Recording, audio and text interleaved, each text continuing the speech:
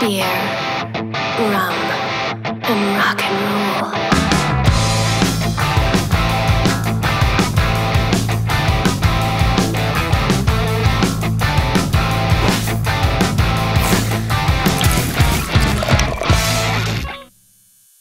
Welcome to Beer, Rum, and Rock and Roll podcast with Beau Shiminsky. That's me. And Randy Legault. That's me. Oh my goodness. Yeah. And we're here. We're actually doing this, dude. Yeah. You know, it's funny because when we get together, all we do is talk about rock and roll. Yeah. Pretty much the whole time.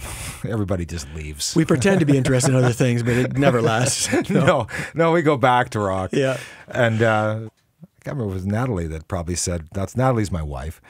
And she said, you should do a podcast because she kind of enjoyed what we talked about. And I thought, what a great way to get together with my buddy Randy and talk about rock and roll, you know what I mean? And then maybe see if we can put it out there and maybe entertain some other people and give them some information that we dig because, man, I don't know. I just feel good when I talk about it and reminisce, you know, about rock and I feel a good time. And I think I need more of that in my life. And this is a great way to start. Yeah. Who doesn't need more of that? Right. Yeah, people like what we talk about, just how long we talk about it, maybe not so much. But I mean, this is what this is for. You can turn it off anytime you want. Yeah, true. We'll keep it somewhat brief. That's but right. What are we starting with here? Let's start with, what's your first recollection of hearing music for the first time? I don't remember the day. You know, it wasn't like this moment that just showed up and it's like, oh. Well, we're old too. Yeah, and I've forgotten a lot. So it's not kind of that, but I just remember having a radio in my room. And I grew up with my father and my sister. My mom had left when I was 4. And so, you know, there's a lot of alone time, you know, a lot of alone time. Because my dad was raising us, you know, 2 kids on his own. And the radio was the thing, man. Like it was there. I could play it. I didn't get in trouble when I played it. You know what I mean? Like it was this nice thing. And especially at night, because it helped me go to sleep. And so I was growing up in North Delta, just outside of Vancouver, BC, Canada. And I would just remember going to bed at night and I listened to LG 73, which was a rock station. Well, kind of a pop rock station. Right. At the time. And there was just some, I don't know, just the music that I would hear on that station, it felt good to me. You know what I mean? Right. So, and I was probably, you know, I don't know, maybe 7, 6, 7 when that was going on. Right. Yeah. And that helped. You? I don't recall listening to the radio, but mind you, I am 53. So I don't remember much. But does anybody remember radio? Yeah, exactly. I do remember, though, my parents playing music a lot. Like they had one of those huge wooden, like a piece of furniture. It's all furniture. Right? And the top lifted up, and there's your turntable and the radio and slots for the records and shit. About 25, 30 records is I think what you could fit in that little thing. And remember you could stack them up, which is weird. Anyways, especially on the weekends, they would crank up like outlaw country, like Waylon and Willie and all that. Yeah, the good and stuff. Fleetwood Mac and, well, to Neil Sedaka or whatever. So music was always going, right? So I think that probably, well, I know it did, sparked an interest in music for me for sure. And then I had older cousins who were already well into it, right? So you go visit them, you go into Cousin Claude's room. Yeah. And those were the best rooms. They were always way better than yours, man. Like it was always way better. Blacklight posters and stuff you couldn't afford. Yeah. And that's where I first saw a Kiss album. Right. Was on his dresser or whatever. Right. And it was this one. This t-shirt I have on today. Hotter than hell. But I didn't know what the hell to make of it. Like I couldn't process it. I think I was in grade 5 or maybe 6, right? Yeah. So it's Paul Stanley grabbing Peter Criss's thigh, and it's makeup, and it's Japanese, I think, writing on it. Yeah. I remember that and thinking, what the hell is that? Yeah. Right? Yeah. And then that was that. Yeah. But then I saw Destroyer in a record store. Right. And I'm like, okay, now it's on. So then I bought Destroyer and set things in motion, right? Huh. Yeah. Yeah, it was. Everybody's got a cousin, you know. Oh yeah. It's, or you know, or a older brother, or older sister. You know, I think my babysitter had she was into Heart. Okay. Right. And they recorded in Vancouver, and they're from Seattle. And I remember seeing that, you know, from a babysitter, and she had a boyfriend that worked at a record store in this little mall called Scottsdale Mall. If anybody's from North Delta or Surrey, there was a little record store in there. And so she'd go and see her boyfriend and tag us along, you know what I mean? And I'd see all these records, you know, and I mean, I'm there hanging out, you know what I mean? Basically waiting to go back home. Right. So that was kind of my record thing, was like, wow, there's all these things. And, you know, you explore the store as a kid, and they'd give me my way because he wanted to make sure the babysitter was happy. So, you know what I mean? So you check it out. But I remember my cousin, one of my birthdays, he got me a couple of records. And I can't remember if they were new or if they were used, and he was just bringing something over to let me hear and keep. But it was Physical Graffiti and Piper at the Gates of Dawn by Pink Floyd. So that's Zeppelin quite the range. Yeah. Terrible albums, eh? Oh, couldn't. How awful. And of course, as a kid, I mean, I didn't have records, you know, I didn't have money. And, you know, and I was like, okay, you know, I put those on, I play them. And I mean, again, because I was listening to the radio, it was kind of in that ilk, you know what I mean? Although a little heavier, especially with Zeppelin. But right. But early Floyd, that's weird stuff for a kid, right? Like, but as a kid, you know, when you're hearing Bike. Yes. Right. That's true. It's like, it still has it kind of has a kid-like charm to it, yes, right? It sure does. If anybody doesn't know that song, go check out Bike by Pink Floyd, and you'll know what I'm talking about. It's quirky. Here. Quirky, very quirky. Well, I mean, Syd Barrett, and he was pretty adventurous in his stylistic ways. Yeah, early Pink Floyd. But, so then that was kind of a record thing, but it really was Kiss Like You that blew my mind. Oh yes, neighbors across the street that were all the same age, and we'd hang out, and we all got into Kiss at the same time. Like, it was just perfect. Yeah, and. Yeah, it was the first Kiss record I had was Destroyer, and going back to where you were at. Look at that. Yeah. Well, no, actually, sorry. First record I bought. The first record I got was Kiss Alive. Okay. Yes. Let me interrupt you. So technically, I had one record before that. Jukebox Jive. Hey, look at this. Look at the shape. Get a pan on that thing. This is the real deal, man. I kept all this shit, right? So we're talking Richie Havens, Mitch Ryder, Bill Haley, Rock Around the Clock. Oh yeah, technically classics. Yeah, classic rock and roll. The record player was so small. The album hung over the sides, right? Ah, right. Yeah, it wasn't a flat pancake. Yeah. And the arm was so light, it would skip with any kind of dust. So you had to. This is the boxed turntable stereo liquor cabinet thing you're talking about. No. Oh no. My old first little portable one. I had one of those too. Yeah.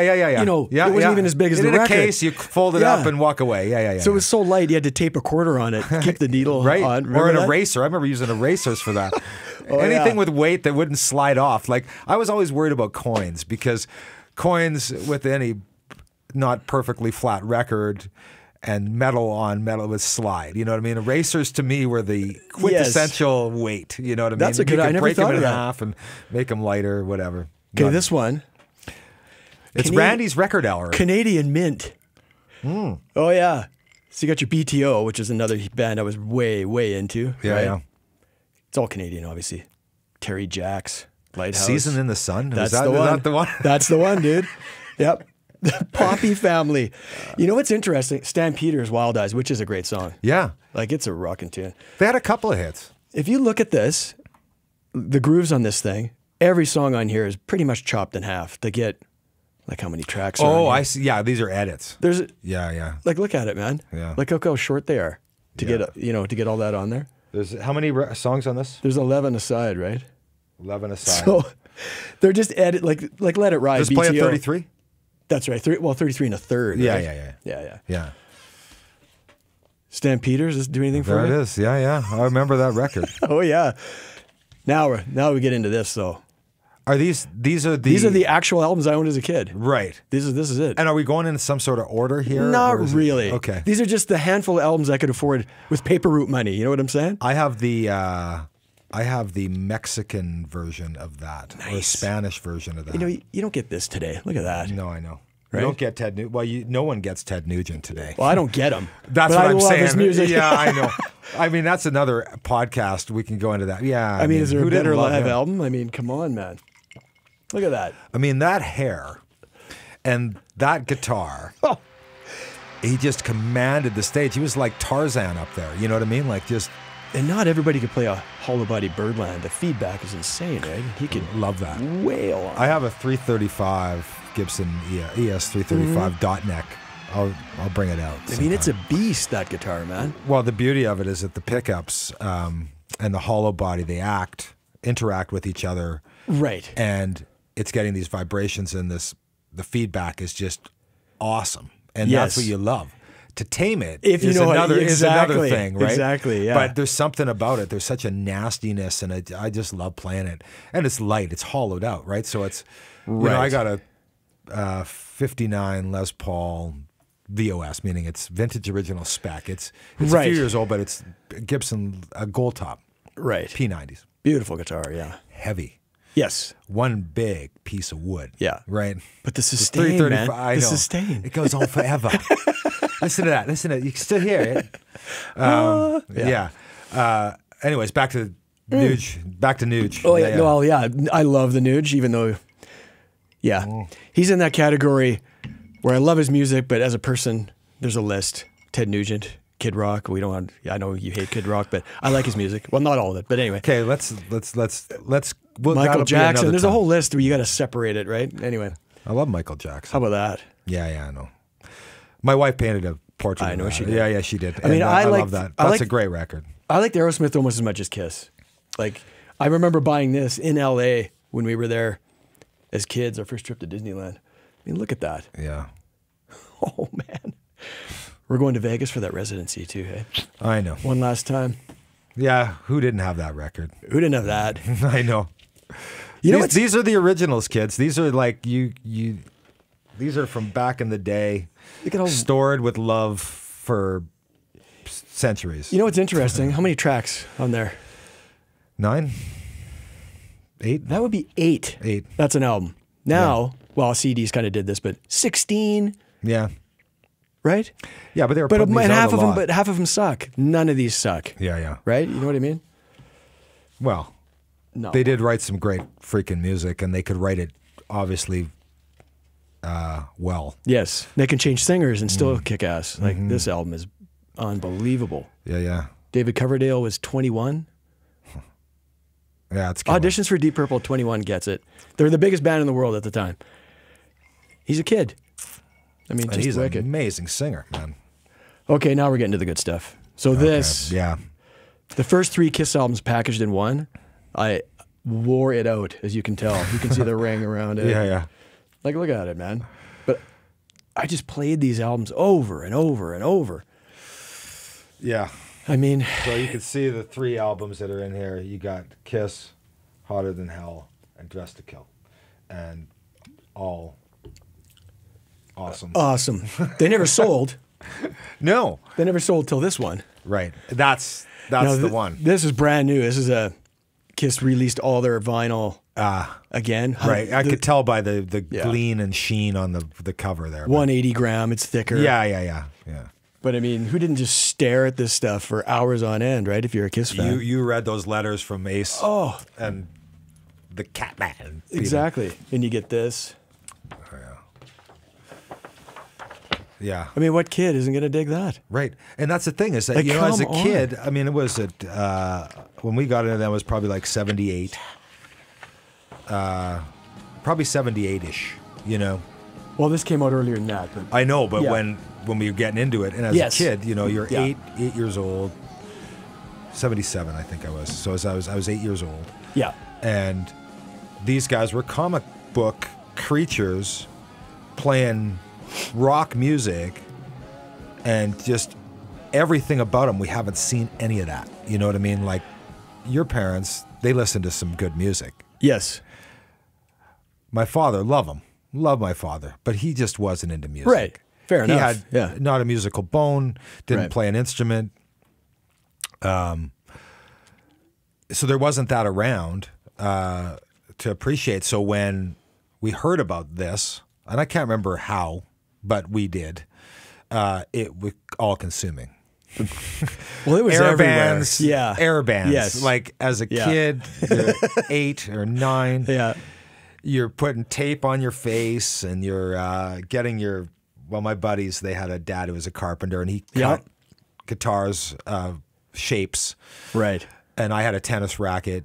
Yeah. And I was, of course, Ace Frehley. Of course. In the air band. Yeah, look at that. And whenever anybody, and we were able to systematically get records and not double up so that we didn't waste all our dough, redundant. It was not. So somebody had this. So I had a live, somebody had a live too. Yes. Yes. I remember getting Destroyer for my birthday, and and I got to give my father credit because you've seen the Kiss Detroit Rock City film. Oh, of course, yeah, right? yeah. With the play on the mum that is all against Knights in Satan's service, right? Yeah, You know what I mean? Yeah. And there was definitely that element to it. My father didn't buy into that. You know what I mean? Oh, good for him. He let me explore the music I wanted to explore. I mean, Right. Again, I wasn't able to crank. I wouldn't have a stereo to crank anyways. You know what I mean? But I had the records, and on my birthday I got one. You know what I mean? It wasn't like, no, you can't. My parents too, man. Paul Stanley singing Love Gun. It's about his dick. But I don't know that. I don't know that at that age. And my parents knew, but they didn't. They love it. Why? They let us listen to whatever we want. But I had friends though, whose parents wouldn't. I'm sure you did. That's what I I'm mean. like, Like what? it was there. Which But kinda made it- not in my little circle, which was, thank God it wasn't. But that kind of made it cool in a way, right? Right. It's forbidden, but Yeah, we yeah. could do it. We could listen to all we wanted, right? Yeah, and I never got any.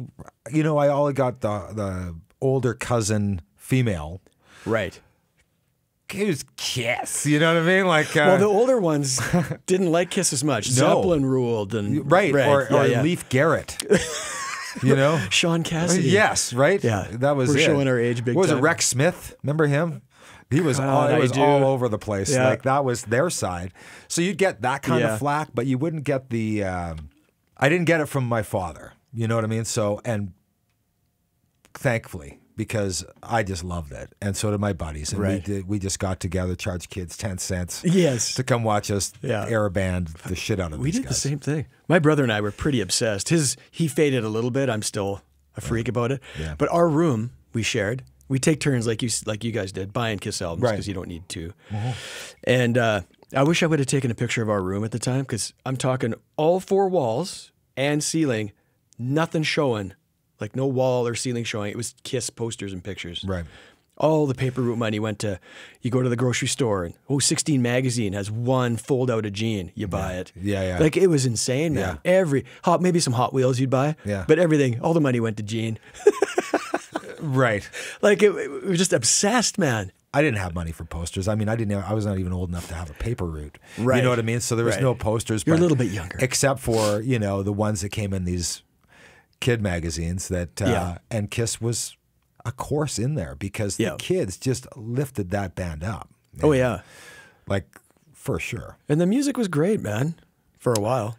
It was good, man. Right. You don't sell that many albums on makeup and flash pots. You're going to find out that you don't put Kiss your- is going to come up in the conversation a lot, but we'll probably go a different direction for a bit now. We don't want to burden you with all Kiss. Yes. This is not the beer, rum, and Kiss podcast. And I have to mention, I forgot, Alice Cooper was on, Welcome to My Nightmare was a biggie too. I don't know where that album is, but yeah, another cousin. My cousin had in that, Edmonton. and it scared the He fuck goes, out of me. Yeah, man. he goes, calls us in his room, turns off the lights and puts on his black light and puts Welcome to My Nightmare on. We're like, what the fuck? Oh, yeah. Like, what? Yeah. But we were hooked, man. It's like, this is cool as hell. Steven. See, I wasn't ready for that. I just remember seeing the snake around his neck and something. What record was that? Venom? No, Alice Cooper. What had the he had snake? the snake on the front? Well, it was around his neck, or was. Well, that's or was it way snake? later. That's Constrictor? Is that what you're thinking No, of? maybe that was.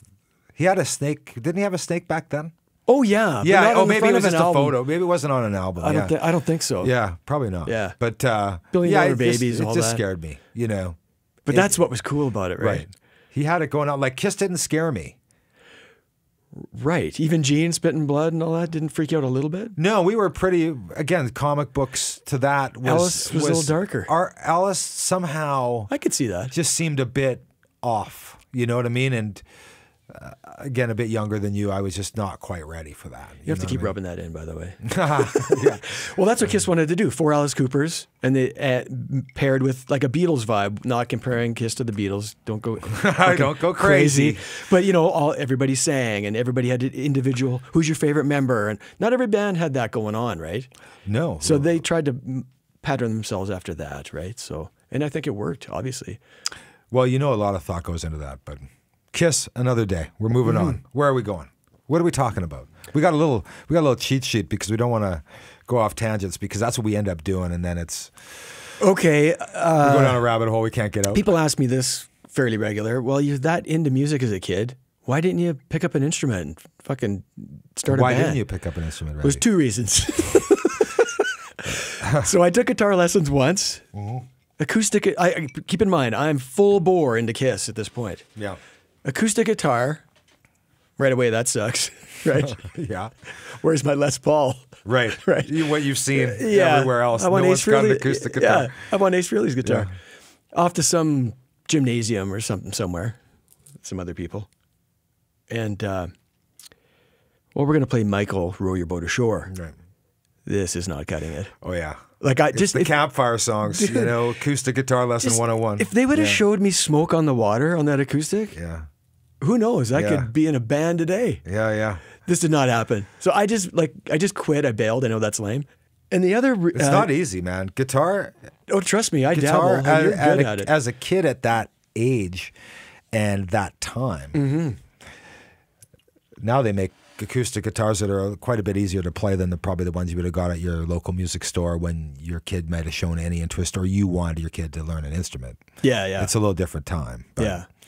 And the other so reason, it didn't happen. well, the other obviously. reason was, and this is a bit later, but not much. I just thought it was just otherworldly, unattainable. Like these guys are from Mars. Right. Like I could never do that. Right. That kind of vibes going on, right? So I was more of a watcher, I guess, or voyeur or whatever. word you want to use. Appreciator. Appreciator. Yeah, yeah. So yeah, that's my story there. Yeah, well. But I know you went another route because I did. You're a And great player. So. Again, it's one of those. I give again a lot of credit to my father because, as most kids did at that time, they went through the Sears Christmas wish book. Oh yes. Yeah, to pick their Christmas present, right? And look at bras and stuff. And of course, you know who didn't. I still do. And I saw this acoustic guitar. Right. Of course, I'm into music, loving it, and I probably they might. I don't even know if they had an electric guitar in the Christmas wish book. bet you they but did. But probably deep down, I knew that I could get this before I could get that. Sure. Right. Yeah. And yeah, I got a guitar. I got a photo of this. I'm going to give it to Randy, and he'll put it on the Yeah. put it on the screen here. When I got that guitar, Right on. and I mean this thing. I mean it's a cheap acoustic guitar from Sears. It had like bridge cables for strings, like they were so thick and so gnarly, and 2 inches off the neck. oh, the action was just intense. Yeah. And with that guitar came some guitar lessons with a group situation, like you mentioned in a gym. Same deal, man. But fortunately, we didn't learn Michael Row the Boat Ashore. This is the problem. We learned my one memory of the gym was Squeezebox by The Who. Oh, nice. Now, I didn't know The Who. I wasn't into The Who. My cousin might have been. Or what You those know I lyrics mean? meant. Right. It was just this fun little song that played, I think it was in D. And I got into it. You know, I'm not going to lie. I mean, I didn't have a PS4 that was taking my attention away, man. Like this was, Yes. I wanted this guitar. I took this lesson. I really liked what we were doing. And my father said, huh, I'm sure that's what it was. And quote unquote. because I liked it, and he got me private lessons, and I walked in with this Sears guitar. The guy said, "No, no, that's not going to do." So he actually recommended that I get a classical guitar. He was a classical player, but he also dabbled in a bunch of other things. And the classical guitar, nylon strings, as a kid, is a wider neck. Yeah, hard to play. It was harder to play, yeah. but it was easier to press. And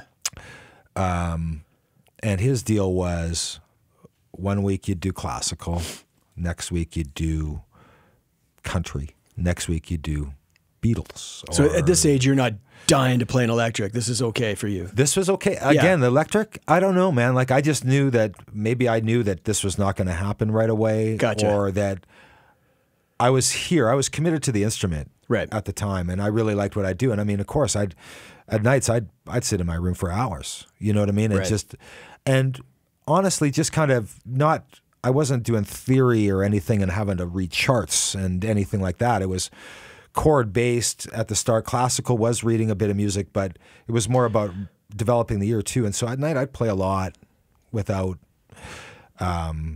any structure or any motivation, just other than I would try to play my own stuff. Was guitar tab a thing back No, then? That hadn't come around. There was no tab. Because that was a revelation. That was a revelation, of course. And I mean, anybody that wanted to learn an instrument with that information drawn out like that wasn't part of my world. It was my next week's class and what I was going to do. And we had the Beatles songbook, and you know, chords started, and then classical was definitely a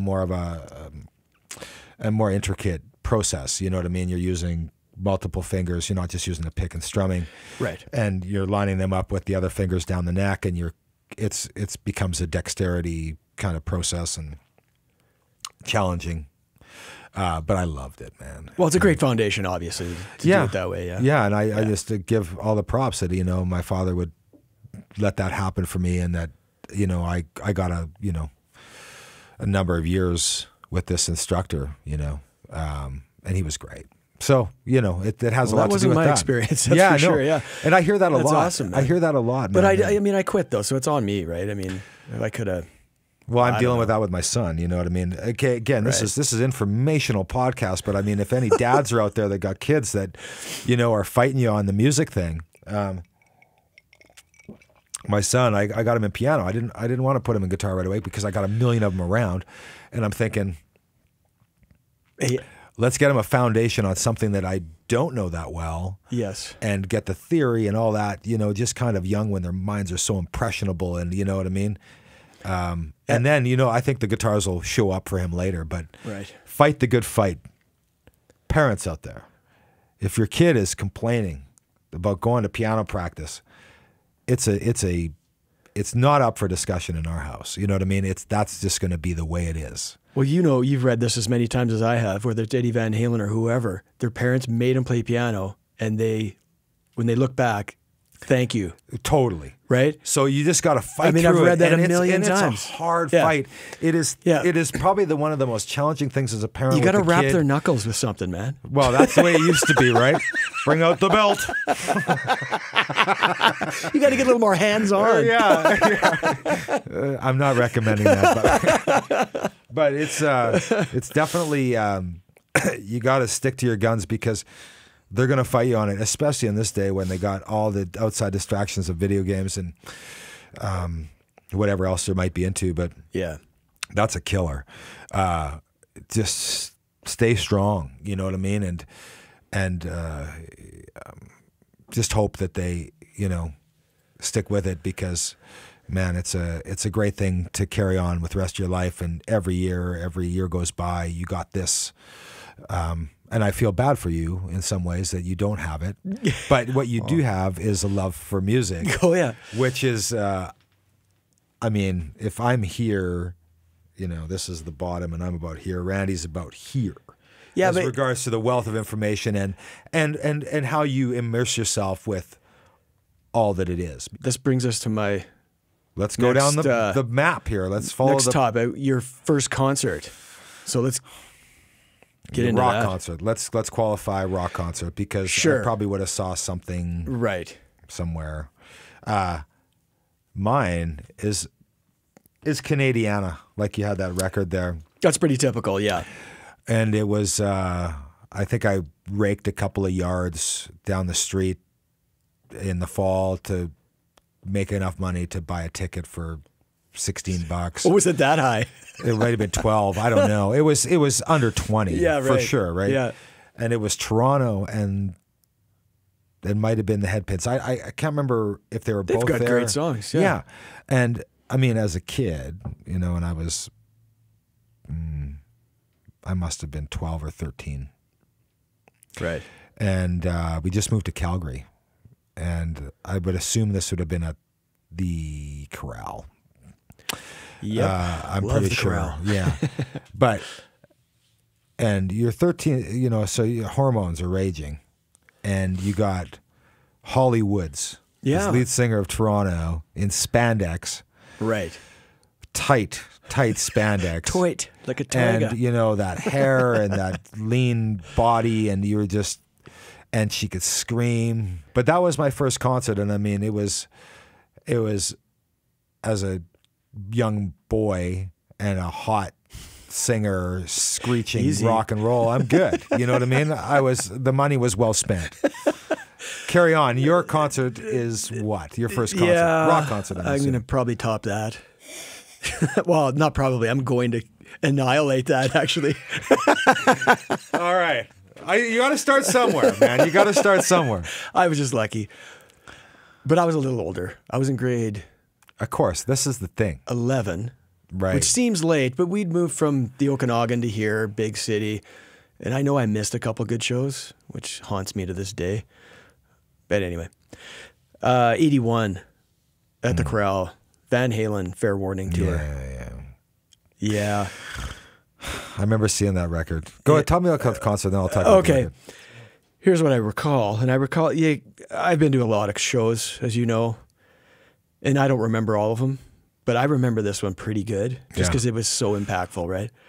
So it was my brother and I going, and I remember my dad dropping us off at the Corral and walking in there, and it's just pot smoke and all that going on. It's just, that. And we had good seats on Eddie. Pass the Dutchie on the left-hand side. Exactly. We're like, what? We're on Eddie's side, close, maybe halfway up, I think, something like that. So the PA comes out like that. So when he was on top of that, he was right there. Hey. Yeah. Anyway, the lights go down. My favorite part of any show. When the lights go off. That's a magic moment. It's like the magic hour for people that do photography. It's the magic hour for a music fan. Like, I'm getting goosebumps just thinking about that. I'm just weird. It's a moment. Yeah, it's awesome. And then that rumble starts, and they come out with On Fire. They come out on fire with On Fire. Yeah. And Roth comes off the kit. Yeah. Grabbing his feet. Yeah. You know that Yeah, move? yeah. Oh, yeah. Boom. Yeah. Like, I'm getting goosebumps right now. Yeah. And it was 81. But anyway, and then it's just on. Like, my eyes were just open wide for 2 hours. It was just unbelievable. We're going to have a whole podcast about frontmen. I'm guaranteeing you that. But he's one of the best. Yes, he is. And it was a life-changing experience, and not even exaggerating one bit. Yeah. Like, it was just so impactful. Yeah. And live music is my favorite, second favorite thing to do. Yeah. There's another 3-letter word that goes well with the favorite thing. It happens less frequently, so you could debate, right? I mean, Van Halen. Are we going to go and debate this? Van Halen only comes to town once. I swear to God, there's no debate here, man. I mean, I love Van Halen. Don't get me wrong. Well, they only come to town once a year. Yeah. Hopefully. No. Okay. That's we're gonna do a poll. We're gonna put it on a website at some point. It's gonna go, okay, Van Halen or sex.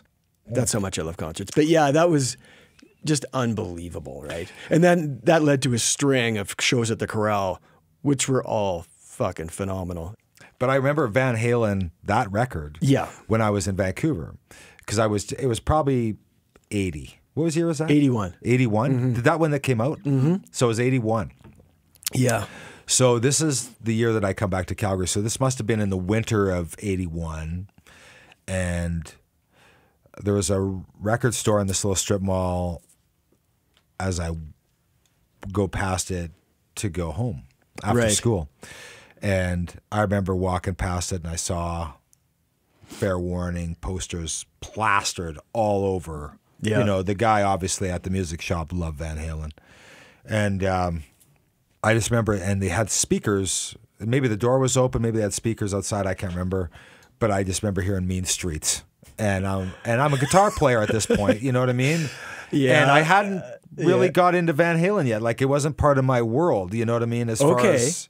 So Eruption really wasn't on your radar No, yet? none of it. Okay. This was my first introduction to Van Halen. What is that? Mean Streets, and I heard this, you know, kind of intro to that song, which is just, what? Yes. You know, and they were playing it. It was loud. And as a kid, and I mean, I went right in, and I had to check it out. And I was familiar with music stores because, you know, my babysitter back in the day. So I felt very comfortable, and I was just listening. I was like, wow, this is crazy good. Every song. And I know. And then coming to Calgary and then getting a little older, I was able to start getting these records and stuff like that. But yeah, that was a great record. Yes, it was. That was inspiring for sure. Then there was a string of shows like Iron Maiden, Peace of Mind, Power Slave, all at that building. Judas Priest. No, I remember going to Peace of Mind tour with Coney Hatch. Yeah, that's right. Opening. That's right. And that was Maiden. Okay, this is a debate, and maybe we should do a poll. We'll probably do a poll. We're going to do a poll. We're going to have a little website on this podcast. Yeah. And we're going to do a little poll and see who is interested in this. But at the time, there was two kind of 5-piece rock bands. Oh, you're going to go there. Right. Yeah. And one was a little older, but still, it was kind of at that time. These were the head-to-head Hit Parader, Circus Magazine, you know, dual guitar kind of thing. And it was Maiden and Priest, Judas Priest. Iron Maiden opened for Judas Priest. Like that's the yeah, exactly. There's Because like a 4-album difference. Yeah, exactly, exactly. Yeah. But as a kid, getting into that music, Maiden spoke to me more quickly. Not me. I know, and again, age. Yeah. But I love Maiden, and so when Peace of Mind, and I was old enough, I go to the show. Oh, couldn't be happier. You know, of course, it was unreal. Feeling that music live, which again you experience on a record or a cassette tape at the time. Yeah, was one thing, but hearing it at volume in a arena or whatever. And the stage production is fantastic. And they're running around, and it's like, you know, it's loud, and it's just everything. And the Eddie Creature, like, Judas Priest didn't have that. They had Rob Halford. That's and all leather and studs, and maybe a bike that shows up on the stage, you know what I mean? But Maiden had Eddie. And again, adolescence going into, you know, 13, 14 years old. What the fuck is that? You know what I mean? Like, that's cool. And he was awesome. Yeah. Like, well, that imagery and a teenager, it just goes hand in hand. Perfectly. Yeah. Perfectly. So went to every Maiden show. Yeah. Like, I mean, Peace of Mind, what was it? Peace of Mind? Power Slave. Yeah. Power Slave. Twisted Sister opening. Remember that? Yeah. Oh, what was it? You know, okay. Let's get into Twisted Sister. I like them. Okay. Video killed the radio star on me on that one. Right. But I'm here to tell you, like, those two songs, I don't care about. I know you don't, but impressionable, and that's the first experience you have with this. It was cartoony. It was a bit too much. Yeah. And funny, because I loved Kiss. And maybe because a few years later, I'm a little older. And actually, Kiss was done for me by that point. Totally. Like, as soon as they went disco, it was over. It was pure, and I bought into that, man. Like, and it was all over the radio airwaves. Like, Kiss doing a disco track, you know what I mean? Like, and truly, it was as soon as they did that, that wasn't the Kiss that I remember. There was no theater anymore. It was a sign of the times. It was Vegas time, yeah. It was sign of the times. Twisted didn't fill that void for me because they didn't look cool like Kiss did for me. No. I like their music, though. Like the album before Stay Hungry, the big one. Yeah. You Can't Stop Rock and Roll. Love that album. Yeah, it was one of those things that I just kind of, I fell away. Like, I didn't buy into it, oddly. And even to this day, you know what I mean? Like, I like some of it, but I'm not And it was a short career, really, because after Stay Hungry, that next album just Come Out and Play, I think it was called. Tank. Yeah. Remember they did that cover of that 50s song? But that was all of the age of MTV, right? Like, oh yeah, but you know that song. They were campy as fuck at that point. We're not going to take it. Recently, Dee Snider sold the rights to that song for gazillions. I'm sure it's worth it. It's in all these movies. He's like, I'm going to take the money now because I could, who knows what's going to happen to me. Right. So I'm going to take the dough now. Anyway, sidebar. You know what you mentioned that it triggered something is Iron Maiden and you said Running Around, right? Mm. I was thinking about this the other day. You know, you think about 70s bands up until, like, my guess is Roth. People just stood there. Like Robert Plant, as great as he is, he just fucking stood there and he did this. And he did this. Yeah, I know. And he did this. Yeah. But his feet and he aren't stuck moving. his cock out. Yeah, his feet. You can see what religion he is. I know. Yeah, I know. But you know what I mean? Like, totally. I mean, totally. Jimmy, it was like a new thing when Roth comes out and he's going bananas. Like, I don't know anybody before that was doing that. Like, do you know? Well, wasn't Steven Tyler doing a little bit of that before Roth? Not as much as you think. A little bit. Look at the early footage. Not that much. Okay. Because he's high as fuck, for starters. Yeah. Like, he can't even see his feet. He was, look at 70, like Texas Jam, I think it's 78, Aerosmith, and then look at, I don't know, the Pump Tour. Okay, look at Queen too. This is a different Steven Tyler. Like, he's all over the place in the 80s, 70s. Okay, what about Freddie? Yeah, but he's not doing what David Lee Roth's doing. Like, he's not acrobatic. That's what I mean. Like, I'm talking running. Yeah, yeah. Roth had this movement. I think he was the first one, is what I'm driving at. Like, I don't know. You could be very well right. Correct me. No, and I mean, please weigh in. And, you know what I mean? Bruce Dickinson, this is what we're getting to, was like that too. Like, he's all over the place, singing his ass off. Well, after Roth, though. You know what I mean? Yeah, yeah, but I'm just saying the physical and still singing his ass off. Yeah, This is why I don't buy this. And I think people don't give enough credit at how hard that is.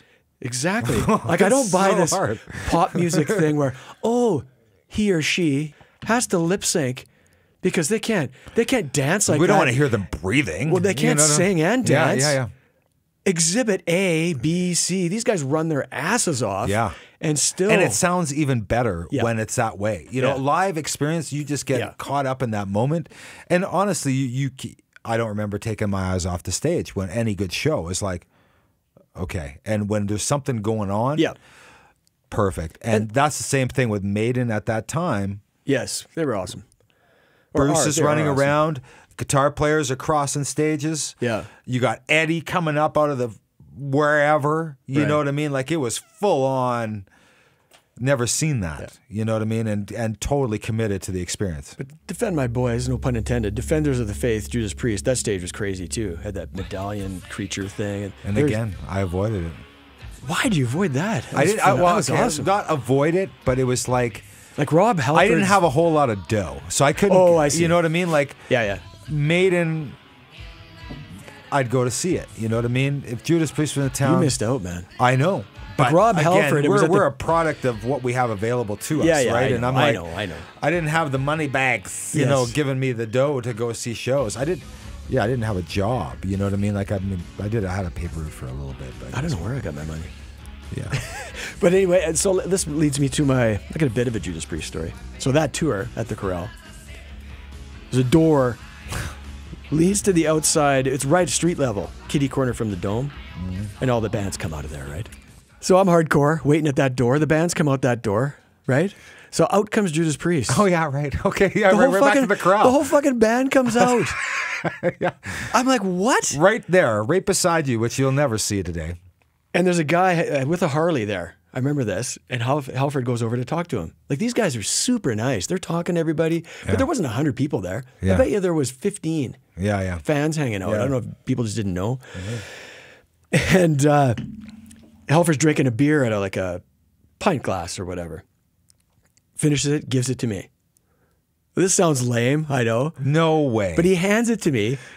It was on my fucking nightstand for I don't know how long. Don't touch that. Didn't wash it. You can't touch this. like, come on. How weird. Like, that never happened. Right? Today. That happened. Ever. A million years. No. I got another one. Scorpions. Fuck, I love that band. Oh, me too. Love at First Sting tour, Jovi opening. Jovi's hanging out outside. Nobody cares. Who's the guy with the big hair? Nobody cares. Because they were first album, I think. Yeah. But the Scorpions limo is right by that door. So I know they're going to come out. So they had a limo. So they were dialing it up. Yeah. You know what I mean? So I know they're going to come out and get in this limo. I mean, it doesn't take a genius to figure that out, right? Yeah, yeah. Who's the limo for? Yeah, exactly. But the access was crazy. It's not like the Dome where it's gated and you go down underneath. Yeah. So Matthias Jabs, you know who that is, the lead guitar player. Yeah. He comes out first, gets in the limo, doors open, I get in. I fucking get right in. My brother's like, what the fuck are you doing, dude? What are they going to do? Are they going to murder this kid that jumps into the limo? No. I get in with my Sharpie and you were thinking ahead. Exactly. In my program. Hey, you might sign this? Sure, no problem. Signs it. Awesome. I get out. Like, what? Yeah. How cool is that, right? Fuck. Now you're going to say, where's that program? I don't know. I lost it in some Really, shuffle. eh? Yeah. And you with all the collectible stuff. It haunts me to this like day. you got records from... I had the Priest one autographed too, and I don't have it anymore either. I don't know what happened. See, that's the thing with Judas Priest. I did get into them later. I always felt that their level, like the mix... Whoever was engineering and mixing the records. Depends on the album, but you're right. Yeah. It never stood the quality of Maiden to me. And my ears were dialing in. Like I got into background. I have a recording studio called Ear Candy, and I do sound and scoring for film and television, and I have a band, and I record music all the time. And I mean, I'm dedicated to the craft, and I love good sound. And I always remember listening. I mean, Judas Priest sounded raw, but almost to a raw level that just didn't. Well, which album are we talking about? Because British Steel was their breakthrough. That album sounds great. It does, but it's just something when you hear it together against Maiden, it didn't fill that space. It sounded great, right, in its kind of raw form, but there was something about Maiden that just balance of everything was. Hey, I'm not here to dog Maiden. I fucking love Iron Maiden. No, I know. But so that's the thing. I give the edge to Priest. I just think their songs have more variety. Like, for sure. Steve Harris's galloping bass. Totally. Like, I just get tired of it. I get it. And I totally get it. And I got that later. But at the time. I think they're riffier, and Halford's voice, I just think he's the best metal vocalist ever. Hands down for me.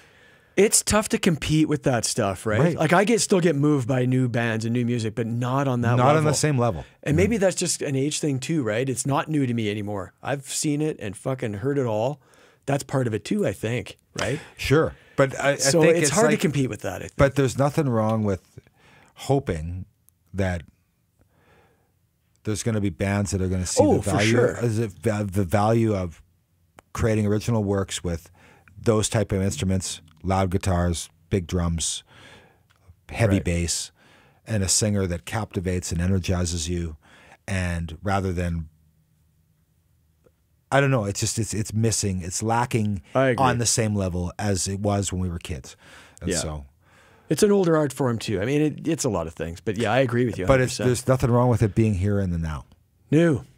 And there's like, for me, we should probably wrap this up pretty soon. This is a good time to wrap it up.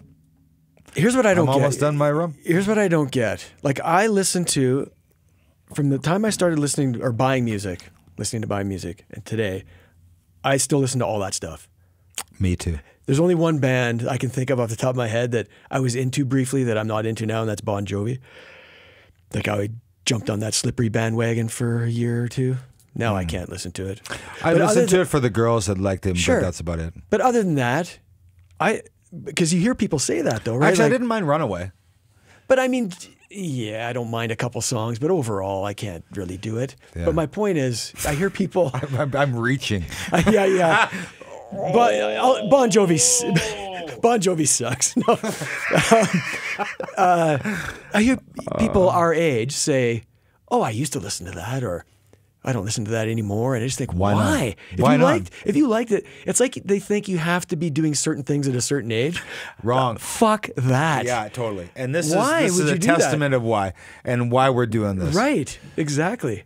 Let's cheers to first initial podcast of beer, rum, and rock and roll.